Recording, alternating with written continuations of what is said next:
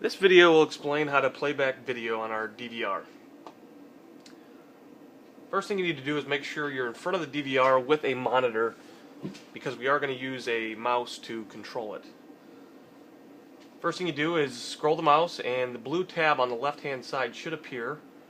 When you scroll over top of it, it will expand and give you these four options: the control panel, the playback, zoom feature, and power off. For now, let's just go ahead and click the playback. What happens is it'll bring up this tab at the bottom, which is the control pad for playing back video. For now, we're going to ignore all the controls right now and scroll all the way to the right to this piece of paper on top of another one labeled list. When you click that, it will expand your tab into the advanced playback. You'll see there's quite a few listed off to the side. The only two we're going to concern ourselves with is quick search and motion. The default one it goes to is quick search, so we'll start there. This is if you want to view video that you know a specific time you want to go back and look for. You'll see off to the right it has the option of hard disk and channel. Hard disk comes defaulted to all hard drive, which is what we want selected. Channel comes defaulted to nothing selected, so that we do need to select which cameras we want to view. Most of the time you're going to want to just go ahead and click that and select all. After you click it, you need to scroll your mouse off to the left of that drop down menu and left click again.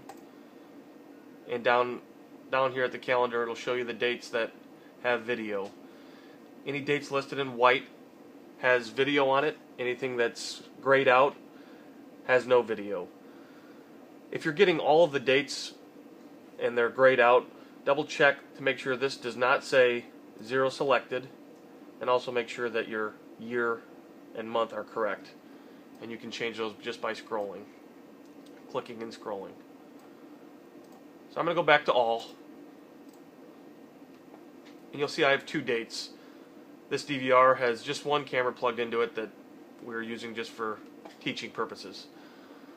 So today, the 18th, when I click that, down at the bottom it gives me the times that are recorded. And you can see I've only had it plugged in for a very small time, so that little orange bar indicates where there's video. For most of you, the video should be from 0 to 24 because you'll have it on all the time. But for us, this is the video that we've had, which has only been plugged in for about a half hour.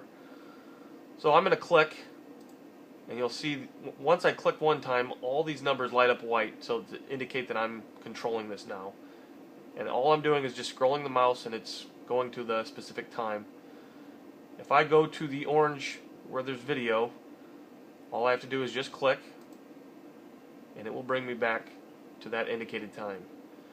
Now you can see this is a 16 channel DVR with one camera, so we do not have all the cameras visible, but this is the one camera that was on. This was at that time. Up at the top you'll see it has the timestamp that this was 12:18 at 8:47, and then up above it, this is the current time, 12:18 at 9:02. If you are watching video and you scroll all the way to the bottom, that control tab will come back up, so you can rewind, pause, fast forward, skip between the hours, stop, and you can do slow playback. If you are playing back video, it's always important to remember you have to stop it in order to get back to live view. So when you're done viewing what you want, click the stop button.